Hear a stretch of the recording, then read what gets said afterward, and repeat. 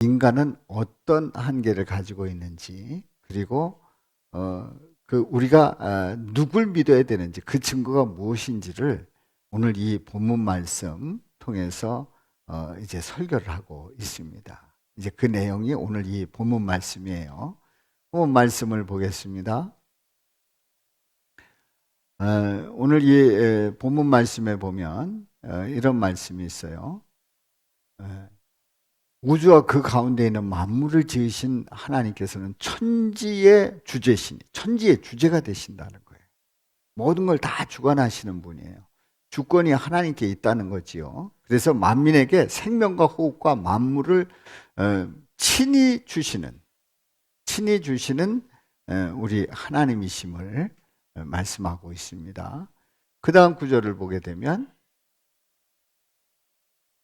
그 다음 구절 26절에 보면은 인류의 모든 족속을 한 혈통으로 만드셔서 온 땅에 살게 하시고 그 연대를 정하시며 거주의 경계를 한정하십니다. 그 이유는 하나님을 찾아서 발견할 수 있기 때문에 그렇다는 거지. 그래서 하나님은 멀리 계시지 아니한 분이라고 말씀을 합니다. 30절 말씀을 봅니다. 31절을 다시요. 그 앞에 말씀을 한번 봐요. 자, 31절. 이는 정하신 사람으로 하여금 천하를 공의로 심판한 날을 작정하셨다고 그랬습니다. 그래서 죽은 자 가운데서 다시 살리신 것으로 모든 사람을 믿을 만한 증거를 주셨다 말씀하고 있어요. 자, 오늘 이 말씀, 전체 말씀을 한번 말씀을 드렸는데, 이 말씀 속에서 이제 세 가지 질문을 던져봅니다. 첫 번째 질문은 생명과 호흡과 만물을 친히 주시는 주님께서 인간에게 무엇을 정해 주셨는가 하는 거지요. 우리 주님께서 인간에게 무엇을 정해 주셨는지요. 그리고 우리 하나님께서는 연대를 정하시고 주의 경계를 한정하신 거주의 경계를, 그러니까 인간의 연대를 정하시고 인간의 거주의 경계를 한정하신 그 이유가 뭘까요? 그 이유가 무엇인지를 함께 보도록 합니다. 또한 모든 사람에게, 세 번째 질문이에요. 모든 사람에게 믿을 만한 증거를 무엇으로 주셨을까요? 믿을 만한 증거가 무엇인지를 우리 찾아보도록 하겠습니다. 이 세 가지 질문을 통해서 은혜를 나누고자 합니다.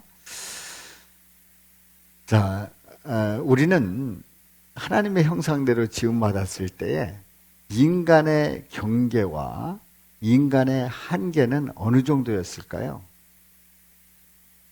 하나님께서 인간을 창조하셨을 때 인간의 경계와 한계는 한도 끝도 없었습니다. 다시 얘기해서 전능하신 하나님의 그 섭리 안에, 그 품 안에 있기 때문에 그 모든 것이 가능했던 인간들에게 있어서의 그 경계와 한계는 끝도 없었다는 거죠. 왜냐하면 우리 하나님은 전능하신 하나님이에요. 또 무소부재하신 하나님이에요. 제한이 없으신 하나님이세요. 그 하나님 안에서는 우리가 그렇게 모든 것을 다 누릴 수 있었습니다. 그런데 이런 인간이 교만하게 되고 그래서 유혹에 넘어가서 죄를 짓고 타락합니다. 타락한 죄를 짓는 결정적인 이유가 하나님의 피조물로서의 하나님의 형상을 입은 인간이 마치 인간이 하나님처럼 되고 싶었던 거예요. 그러니까 하나님의 자녀로서 경계라 하면 인간은 인간이고 하나님은 하나님인데 인간이 하나님이 되려고 했던 거지요. 그래서 하나님처럼 눈이 밝아지려고 했습니다. 바로 인간의 경계를 뛰어넘으려고 했던 겁니다.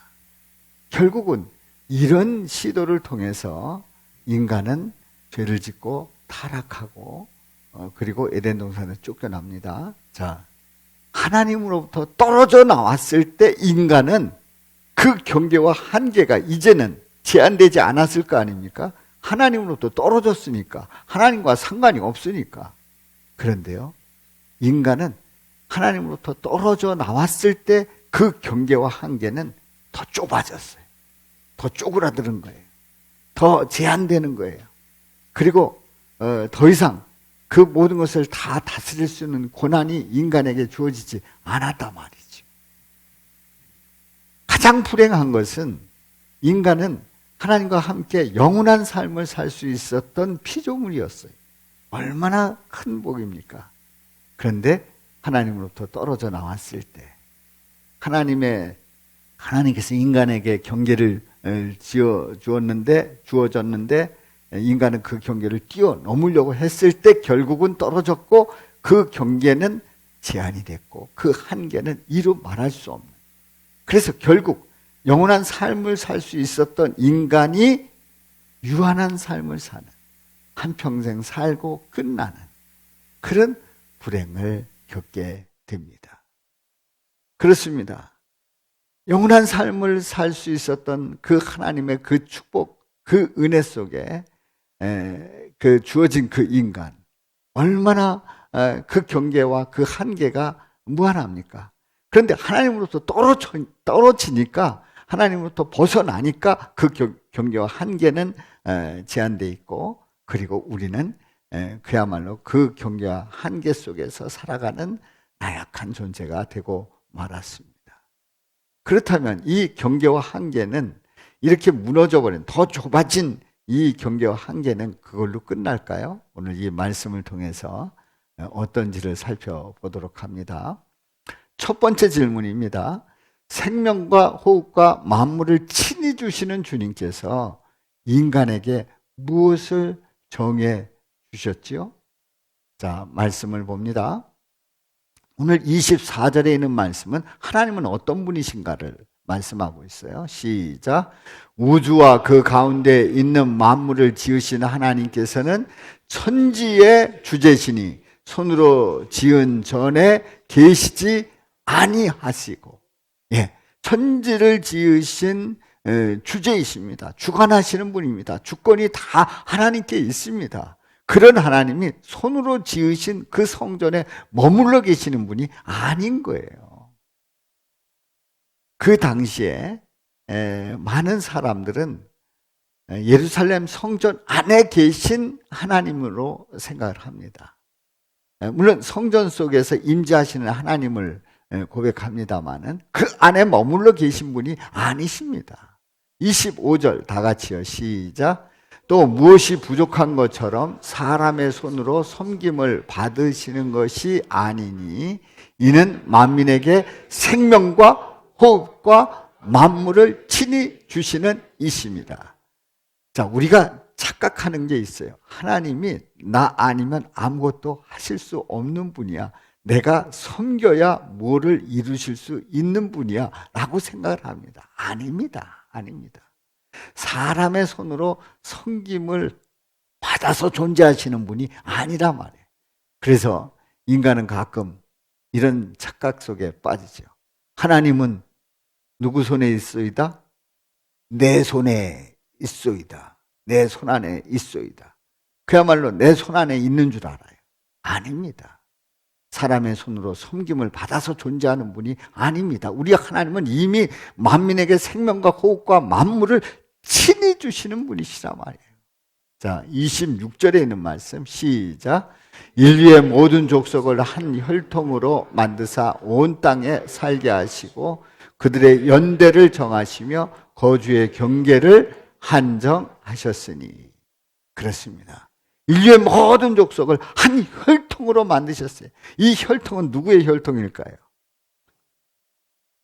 아주 기본적으로 생각을 하면, 아니 인류의 시조가 누구예요? 아담.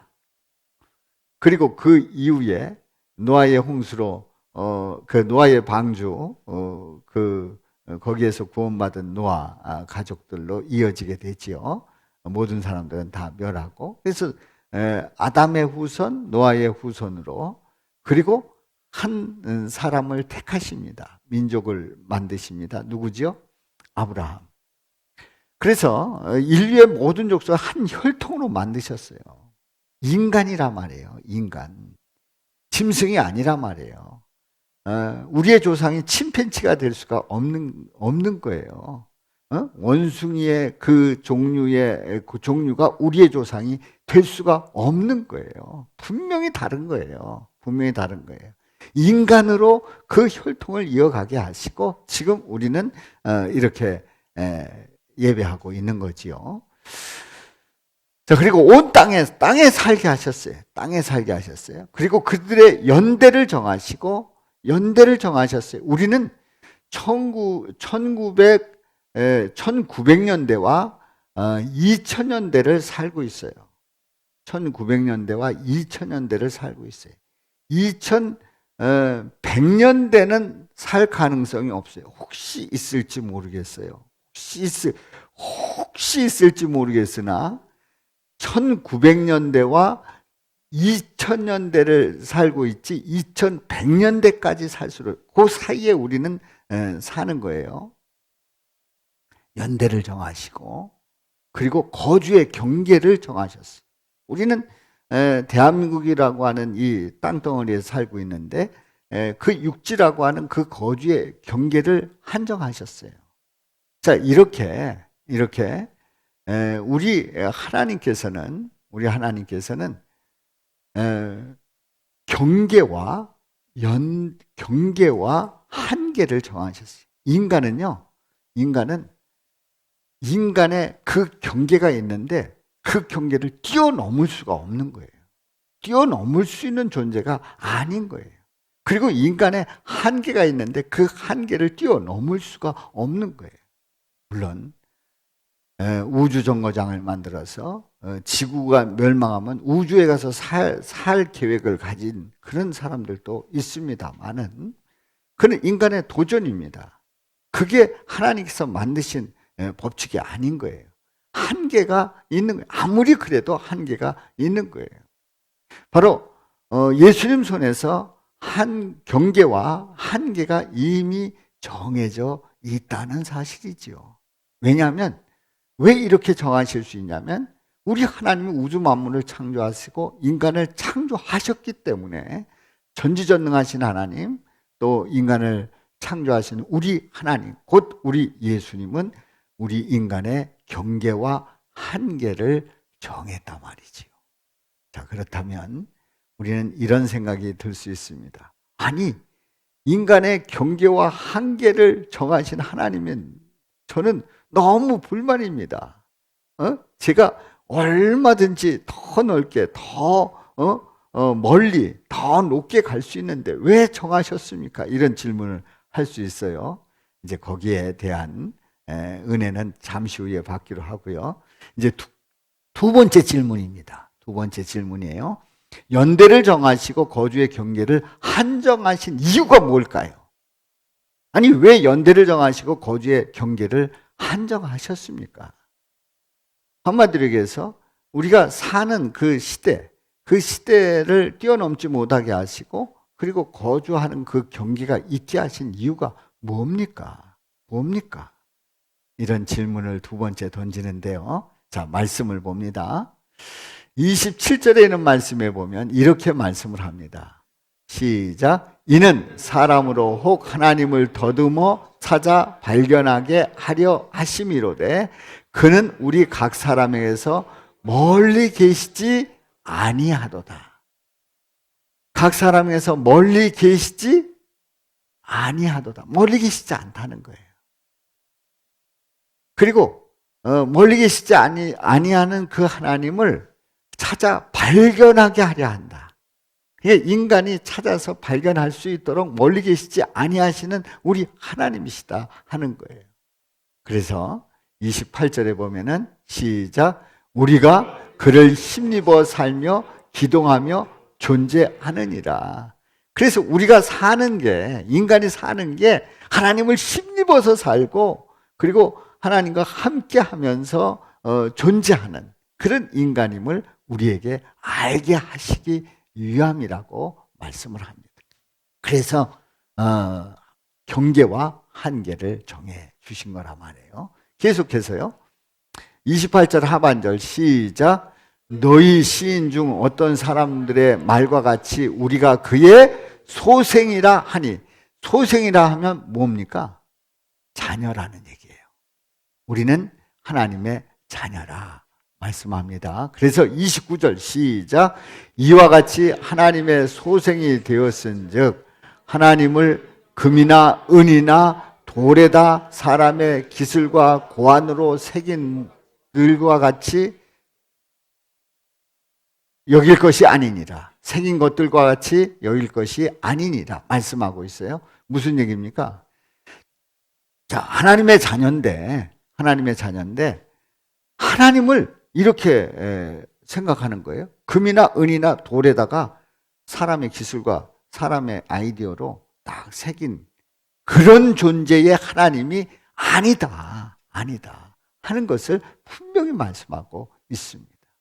우리는 하나님의 자녀로서 하나님을 그렇게 제한하지 않기를 바랍니다. 자, 그 뒤에 이어지는 말씀. 자, 그래서 경계와 한계를 정하신 이유는 뭐라고요? 우리가 하나님을 뭐 해야 되기 때문에? 찾아야 되기 때문에 그런 거예요. 경계와 한계를 정하셔서 우리가 하나님을 찾도록 하신 거예요. 그래서 우리 하나님은 멀리 계시다고요? 가까이 계시다고요? 가까이 계셔요. 바로 여기 계셔요. 내 안에 우리 예수 그리스도께서 계신 줄로 믿습니다. 눈으로 보기에는 표면적으로는 안 보이잖아요. 하나님 안 보이잖아요. 여러분들이 오늘 예배하러 올 때에 우리 가족들 중에 우리 교회 갑시다 그러면은 말 가냐고. 아니, 하나님 앞에 예배. 하나님이 어디 계시냐고 표면적으로 보는 거예요. 우리 육신의 눈으로는 절대 보이지 않습니다. 그러나 우리 삶 속에서 보면 우리 하나님이 가득 차셔서 모든 걸 다 주관하시고 주권을 가지고 다스리시고 또 섭리하시고 인도하시고 복되게 하시고 오늘도 나를 밝게 하시고 나에게 숨을 쉴 수 있게 하시고 나에게 생명을 허락해 주셔서 살게 하시는 그 하나님은 멀리 계신 분이 아니에요. 가까이 계신 분이에요. 그 하나님을 고백하며 살아갈 수 있도록 하기 위해서 인간에게 경계와 한계를 정해 주신 줄로 믿습니다. 세 번째 질문입니다. 모든 사람에게 믿을 만한 증거를 무엇으로 주셨을까요? 믿을 만한 증거를 무엇으로 주셨을까요? 한번 말씀을 보도록 합니다. 30절 말씀 시작. 알지 못하던 시대에는 하나님이 간과하셨거니와 이제는 어디든지 사람에게 다 명하사 회개하라 하셨으니. 자, 뭐가 뭔지 알지 못하던 그런 시대 속에서 하나님이 다 지나가셨는데 이제는 명해서 회개하라는 그 이유가 뭐냐면 어떤 분명한 증거를 주셨다는 거예요. 이 증거는 거부할 수도 없고 아니라 할 수도 없는 증거 주셨다는 거예요. 그 증거가 뭔지를 31절을 통해서 봅니다. 시작.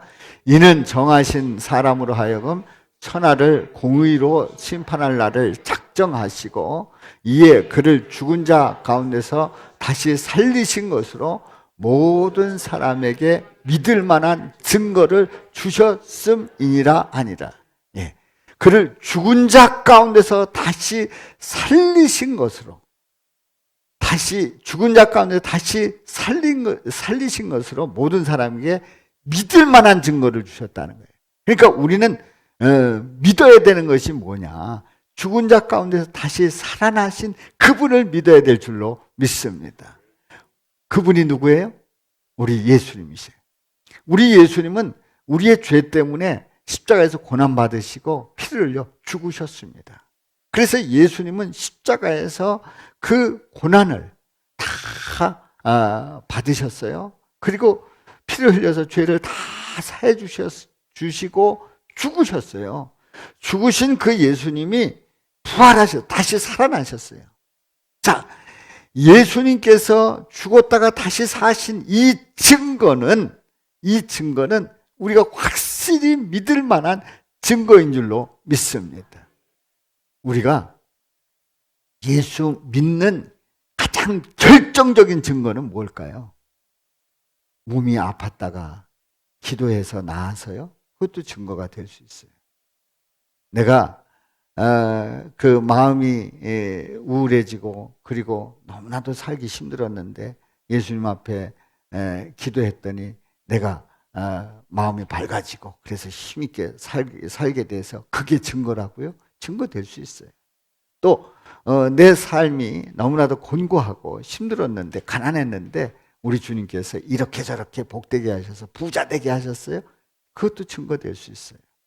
건강도 또 우리 삶의 기쁨도 또 우리 삶의 부유함도 이게 다 증거가 될 수 있어요. 그런데 그 증거는요 부수적인 증거예요. 가장 결정적인 증거가 아니에요. 가장 중요한 증거가 아니에요. 가장 결정적인, 가장 중요한, 가장 핵심적인 증거는, 믿을 만한 증거는 예수님께서 우리를 위해서 죽으셨다가 어떻게 하셨다고요? 부활하셨다는 사실입니다. 아멘. 이거는 아주 우리가 흔들릴 수 없는 핵심적인 증거예요. 그래서 우리는 자꾸 예수 믿는 것을 부수적인 이유 때문에 예수 믿으려고 해요. 물론 처음에 예수님을 모를 때 그래서 믿을 수 있어요.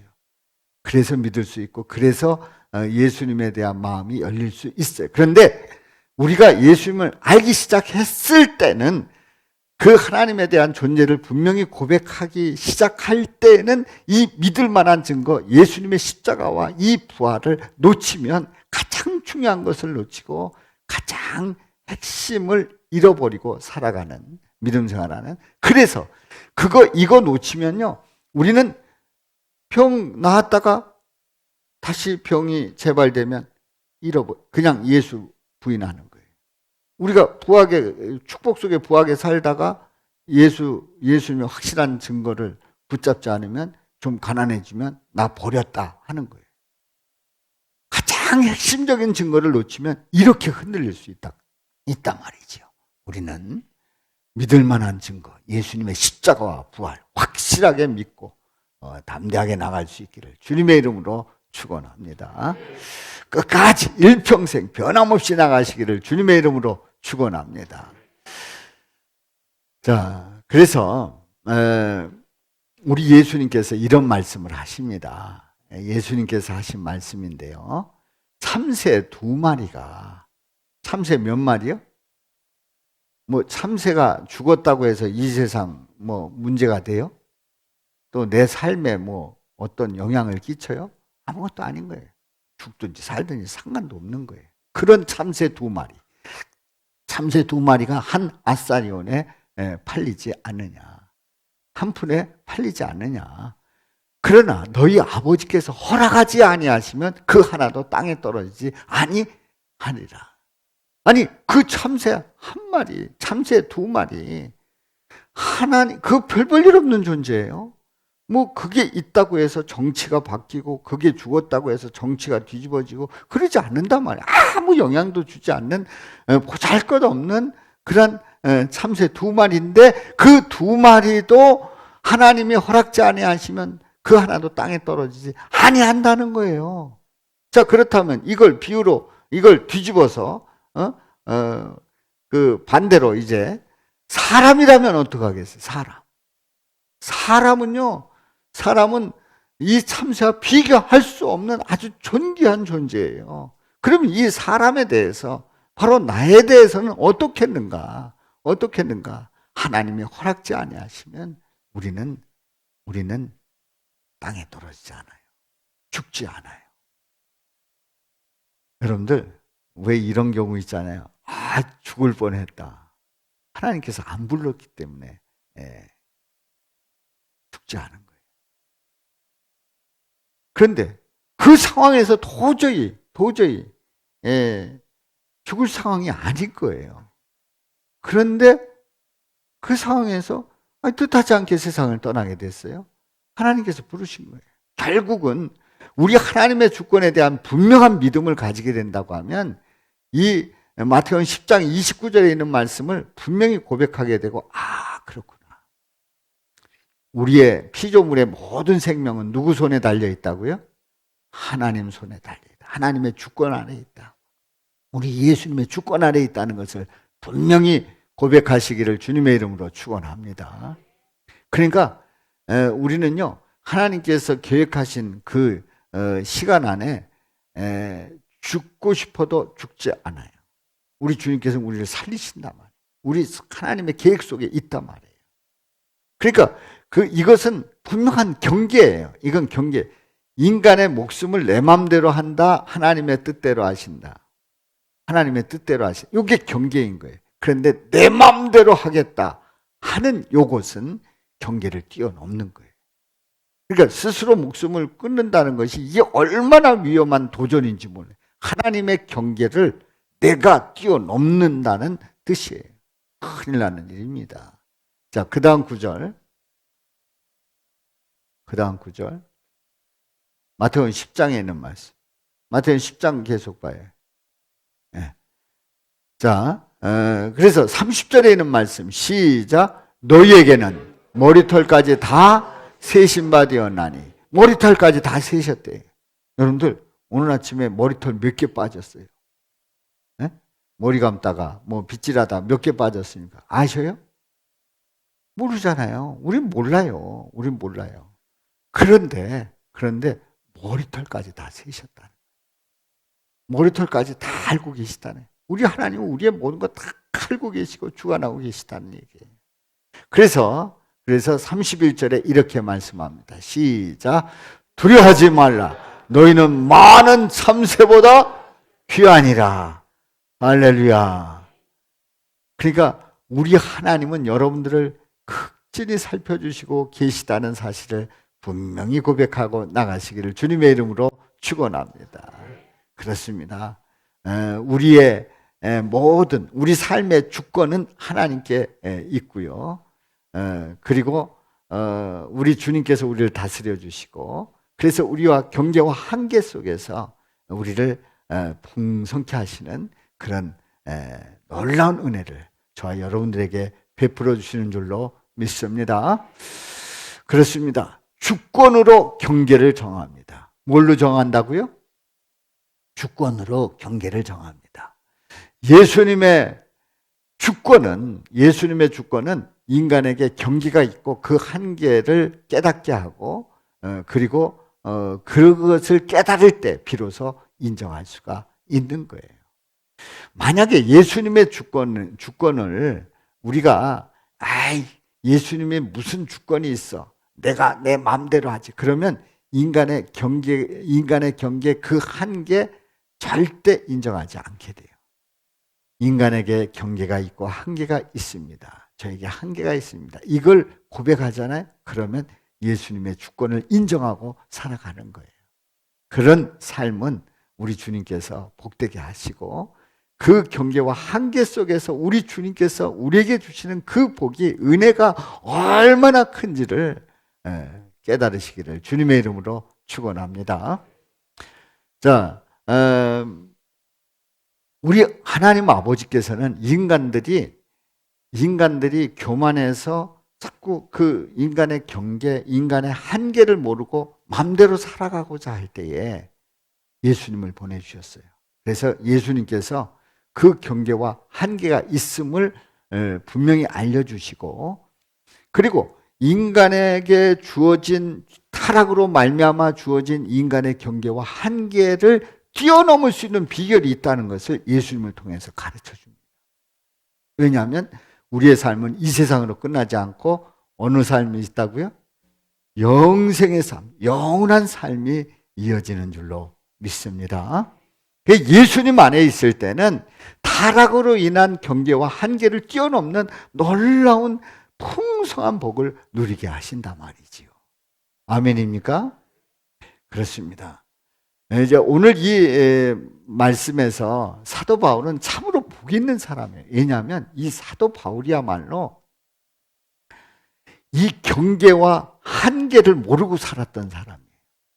다시 얘기해서 본인이 굉장히 의로워서 나는 구원받을 수밖에 없는 존재라고, 스스로 의로워서 구원받을 수 있다고 생각한 사도 바울입니다. 그러니까 경계를 뛰어넘는 거예요. 그리고 자신은 가말리엘의 그 문화생으로서 아주 똑똑한 사람이라고 생각을 했어요. 그래서 누구보다도 지식적으로 뛰어난 사람이다. 한계를 뛰어넘는 사람이었어요. 인간의 한계를 뛰어넘는 사람. 누구보다도 똑똑하다. 그런 사람. 그 사람이 예수 믿는 것들을 보았을 때 이건 참을 수가 없어요. 예수라는 존재, 별 볼 일 없는 존재를 쫓아다닌단 말이야. 그래서 사람들이 모인단 말이야. 이거 용납이 안 되는 거예요. 자신의 그 경계와 한계를 모르는 이 사울이 볼 때에 이거는 용납할 수 없어요. 그래서 그 사람들 잡아 들이려고 다메섹 도상으로 다메섹 도상에서 다메섹으로 가는 그 길에서 예수님을 만나게 되죠. 예수님을 딱 만나고 났는데 누구시니까? 내가 핍박하는 예수라. 그때의 그 광명의 빛을 본 이 사도 바울은 앞을 보지 못했어요. 예수님을 모를 때는 경계와 한계를 모르고 천만주 그냥 날뛰고 있던 이 사도 바울이 예수님을 딱 만나고 나서 그대로 고꾸라졌어요. 앞을 볼 수가 없었어요. 앞을 볼 수가 없었어요. 아니, 그렇게 잘난 척하던, 경계와 한계를 모르고 그렇게 날뛰던 이 사울이 예수님을 딱 만나고 나니까 눈이 멀어가지고 앞을 볼 수가 없는 거예요. 한 발자국도 자기가 갈 수가 없는 거예요. 그는 예수님 앞에 엎드리게 되고 기도하는 가운데, 안수하는 가운데 눈이 다시 떠지게 되고 예수님을 알게 되고, 그래서 예수님을 깊이 아는 가운데 내가 얼마나 큰 죄인인가. 지난주 말씀대로 나는 빨아도 걸레인 그런 형편없는 존재라는 것을 깨닫고, 그리고 그는 예수님을 위해서 죽어도 살겠다 하는 그 마음을 가지고 복음을 전하다가 순교하고 세상을 떠납니다. 그야말로 순교하고 세상을 떠난다는 것은 한계에 부딪힌 거 아니에요? 아니에요. 그는 순교함으로 영원한 삶을 살게 된 거죠. 인간의 경계에 한계를 뛰어넘어서 영원한 삶을 사는, 그래서 그 복음, 그가 쓴 그 서신서를 통해서 우리는 예수님을 알고 예수님을 깨닫고 예수님을 전하게 되는 놀라운 역사가 임한 줄로 믿습니다. 그러니 얼마나 복된 사람이에요. 자, 현대인들은 어떻게 생각할까요? 현대인들은 경계와 한계가 있다고 겸손히 받아들일까요? 아닙니다. 경계와 한계에 대한 아주 극단적인 두 가지의 모습이 있는데, 현대인들이 살아가면서 내가 할 수 있는 일이 뭐냐? 이 세상 너무 무섭다. 그리고 이 세상은 너무 사람들이 싫고, 그리고 이 세상은 나를 살도록 내버려 두지 않는다. 잘 살도록 내버려 두지 않는다. 너무 이 세상 싫다. 그러면서 방에 콕 박히는 사람들이 있어요. 운둔형으로 살아가는 사람들이 있어요. 그래서 의외로 방에서 나오지 않는 아주 극단적인 운둔형 외톨이가 있고, 그리고 거의 사람들과 교제 없이 그냥 평생 외롭게 살다가 끝나는 사람들이 생각보다 많아요. 왜냐하면 나의 경계와 한계는 너무 좁다. 나는 이 세상에 어떻게 살 수 없다. 그러다가 그냥 세상 끝나는 거지요. 그리고 어떤 사람들은 경계와 한계가 어디까지인지도 모르는 거예요. 내 마음대로 모든 거 다 할 수 있다는 거지. 내 생명도 연장할 수 있고, 그리고 내가 남자로 태어났는데 저 머리 빗고 여자들 이렇게 다니는 모습 보니까 난 여자가 너무 좋아. 나는 여자인 것 같아. 그래서 어느 날 전환을 해. 하나님이 주신 성별을 전환을 해요. 또 나는 심장이 약해서 죽을 수밖에. 난 절대 죽을 수 없어. 그러면서 심장 이식 수술을 받고, 그리고 나는 100세, 200세까지 살 수 있다고 생각을 합니다. 또 어떤 사람들은 냉동돼 가지고 100년 후에 깨어나면 그때 다시 살면 그때 의술이 발달해서 내 병을 고칠 수 있다. 그래서 더 생명을 연장할 수 있다. 이렇게 생각하는 사람들도 있습니다. 다시 얘기해서 현대인들이 자꾸 내가 하나님이 할 수 있는 일을 할 수 있다고 생각하는 사람들이 의외로 많다는 거지. 그리고 인간의 한계는 없다. 어디까지냐? 끝까지 갈 수 있다. 이렇게 생각을 하는 거예요. 아닙니다. 인간은 분명히 한계가 있다는 사실이죠. 그리고 인간이 뛰어넘을 수 없는 그 경계가 있다는 거예요. 하나님 영역으로 들어갈 수 없는 그 영역이 있다는 거예요. 그 선이 있다는 거예요. 그 경계가 있다는 거예요. 우리는 이 사실에 대해서 분명히 고백하고 믿음으로 나가야 될 줄로 믿습니다. 그렇습니다. 우리 예수님을 분명하게 고백할 때에 이 경계와 한계를 분명히 깨닫게 되고 그 은혜 속에서 풍성하게 누리며 살아가게 될 줄로 믿습니다. 자, 그렇다면 하나님의 자녀는 성도는 어떻게 살아가야 될까요? 예수님의 주권을 받아들이면서 인간에게 경계와 한계가 있다는 것을 인정하는 사람들이 성도예요. 아멘? 만약에 하나님의 자녀라 하면서도 예수님의 주권 받아들이지 않는다? 하나님의 자녀 아니에요. 또 예수님의 주권을 받아들이는데 인간에게 경계와 한계가 없다? 그분도 하나님의 자녀가 아니에요. 하나님의 자녀는 예수님의 주권을 받아들이면서 인간에게 경계와 한계가 있다는 것을 인정하고 주님 앞에 겸허히 엎드리는 자가 하나님의 자녀여 성도인 줄로 믿습니다. 자, 우리 인간에게는 무한도전이라는 그런 욕구가 있어요. 무한도전 어디서 많이 들어봤죠? 네? 예능 프로 아니에요? 예능 프로. 그래가지고 한 시간 안에 몇 명에게 사인을 받고 어디 가서 뭘 하고 미션을 주면 그걸 하게 되면 뭐가 어떻게 되고 하는 무슨 노래를 부르게 하고 그 노래를 부른 걸 가지고 어떻게 이런 나름대로의 안 될 것 같은데 한번 도전해 보게 하는 그런 예능 프로가 있어요. 전 잘 안 보다가 어떻게 우연히 봤는데 그 나름대로 재미도 있더라고요. 근데 그 무한도전이라고 하는 그 예능 프로 말고요. 우리 인간에게는 무한도전이라고 하는 그 본능이 있어요. 이걸 성경적으로 말한다고 하면 바벨탑 본능이에요. 바벨탑을 쌓아요. 하늘에 닿으려고 하는. 여러분들 그 할리파 빌딩인가요? 그 빌딩이 828m인가 그렇죠? 그런데 그거보다 더 높은 빌딩을 지금 짓고 있대요. 1000m짜리. 1000m짜리. 그래서 저 빌딩보다 훨씬 더 높은 그 빌딩을 짓는다는 거예요. 그 1000m짜리 그 빌딩은 어느 정도냐면요. 어느 정도 높이냐면 한국에서 제일 높은 빌딩이 어떤 거예요? 롯데타워잖아요. 롯데타워가 554.5m예요. 123층. 그런데 그거에 거의 배가 있는 그런 빌딩이에요.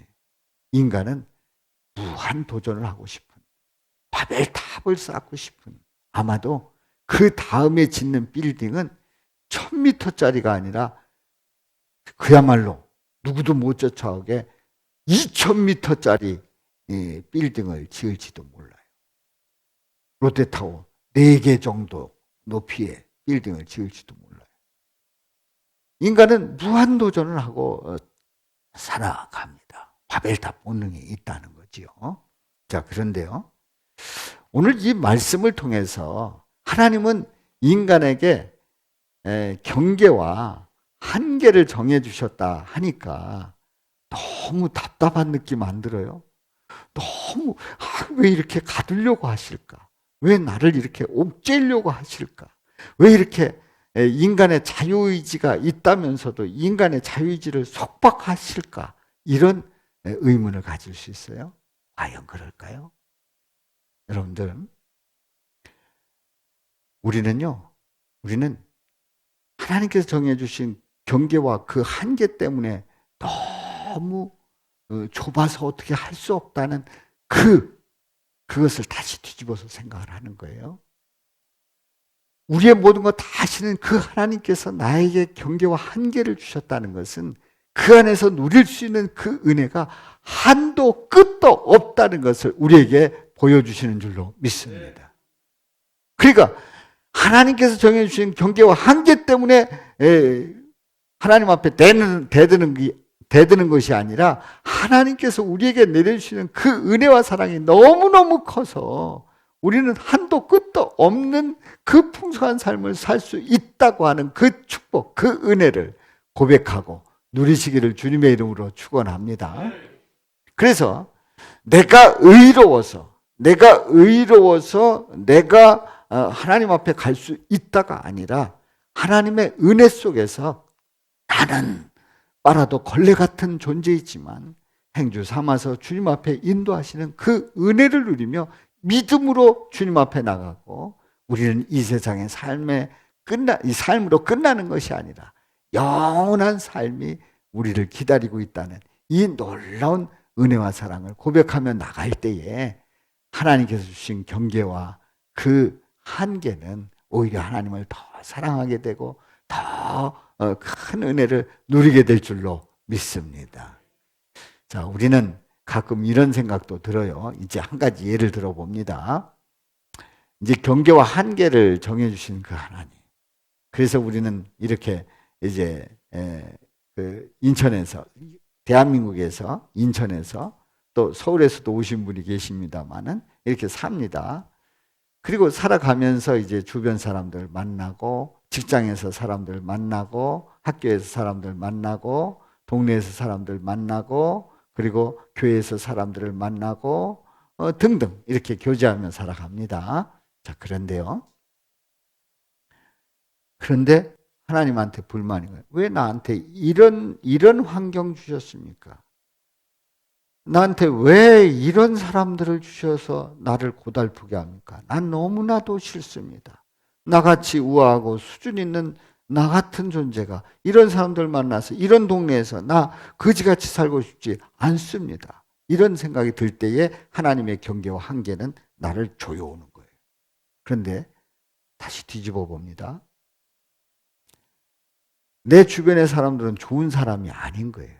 그런데 내가 좋은 사람으로 그 사람들에게 다가갈 때, 내 주변 사람들은 좋은 사람들이 아닌데 그렇다면 내가 하나님의 자녀로서 좋은 사람으로 그 사람들에게 다가갈 때, 그 사람들에게 좋은 사람일 때에 내 주변 사람들은 좋은 사람이겠어요? 나쁜 사람이겠어요? 좋은 사람이 되는 거예요. 아멘입니까? 이것이 하나님께서 주어주시는 은혜예요. 예수님을 믿는 자녀의 하나의 증거인 줄로 믿습니다.